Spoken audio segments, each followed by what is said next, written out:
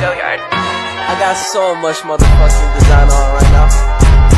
Break it down, bring it back, make it clap. I got 3 old thoughts, new block, where that thing. Bitches on my line, and you know. Assalamualaikum warahmatullahi wabarakatuh. Perkenalkan, saya Septilia Putri dengan NPM 2141167 dari kelas manajemen 21 gabungan. Di sini saya akan mereview materi yang berjudul Organisasi yang mampu membangun strategi dengan baik.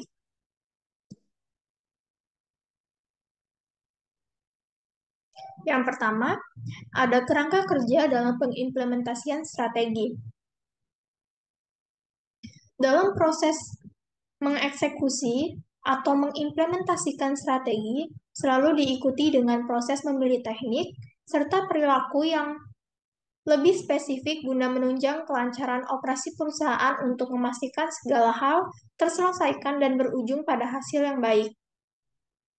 Hal spesifik mengenai bagaimana mengeksekusi strategi perusahaan harus disesuaikan dengan situasi dan kondisi perusahaan.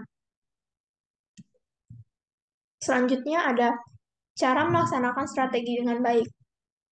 Yang pertama, dengan cara perekrutan yang handal dalam organisasi, yaitu dengan membentuk sebuah tim yang kuat dan modal yang intelektual. Dan cara yang kedua yaitu dengan cara membangun dan memperkuat kompetisi inti, yaitu dengan sumber daya yang diperlukan dan memperbarui kemampuan perusahaan dengan kondisi pasar dan pelanggan. Dan cara yang ketiga yaitu mengorganisasikan upaya kerja dengan struktur organisasi yang mendukung, yaitu dengan cara penataan organisasi dan usaha kerja untuk mengatur kegiatan rantai nilai dan proses bisnis, membangun jalur kewenangan dan hubungan pelaporan, serta menentukan beberapa besar wewenang dalam mengambil sebuah keputusan. Selanjutnya, di sini ada beberapa tahap dalam implementasi strategi. Dan di sini ada tahap yang pertama, kedua, ketiga, keempat, dan kelima. Untuk tahap yang pertama, yaitu dengan cara pengumpulan dan analisis keterangan strategis, yaitu tugas para eksekutif organisasi untuk dapat menilai kecenderungan yang terjadi pada saat ini dan pada saat yang akan datang, baik dari segi eksternal, yaitu pasar, persaingan, teknologi, regulasi, dan keadaan ekonomi, maupun di dalam internalnya. Untuk tahap yang kedua, yaitu ada formulasi strategi. Tim harus memeriksa beberapa masa depel alternatif dan menyeleksinya, serta menciptakan profil atau visi strategis yang berfokuskan pada ke-9 pertanyaan tersebut. Dan untuk tahap yang ketiga, yaitu dengan cara perencanaan proyek induk strategis. Dengan menggunakan metode manajemen proyek yang canggih dan benar di mana rencana disusun, dijelaskan, diprioritaskan, ditahap-tahapkan, dijadwalkan, disumberdayakan, dan diimplementasikan serta dipantau, maka proyek tersebut dapat bekerja secara optimal dalam suatu portofolio. Dan untuk tahap yang keempat itu ada implementasi strategi.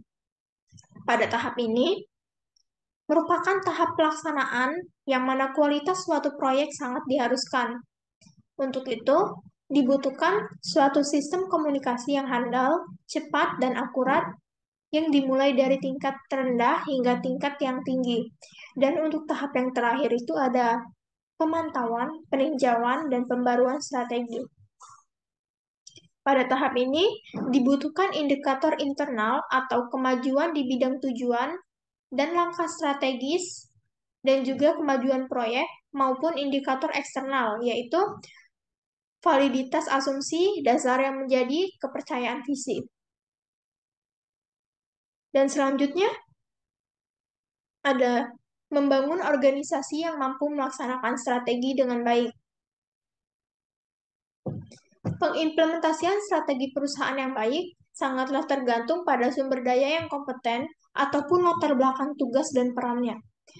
Dan yang lebih penting lagi adalah bahwa untuk memastikan suksesnya implementasi strategi, sebuah perusahaan itu akan diperlukan di dalam satu tim manajemen yang solid dan kuat. Langkah awal dalam menghasilkan organisasi yang terampil dan handal diperlukan adanya suatu perencanaan dalam menentukan karyawan yang akan mengisi pekerjaan dalam perusahaan yang akan bersangkutan.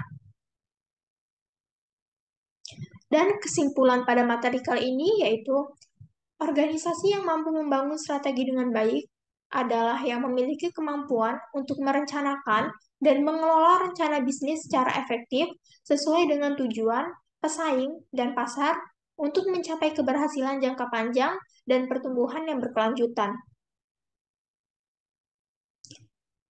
Ya, terima kasih. Itu saja yang dapat saya jelaskan, kurang dan lebihnya saya mohon maaf. Saya akhiri, wassalamualaikum warahmatullahi wabarakatuh.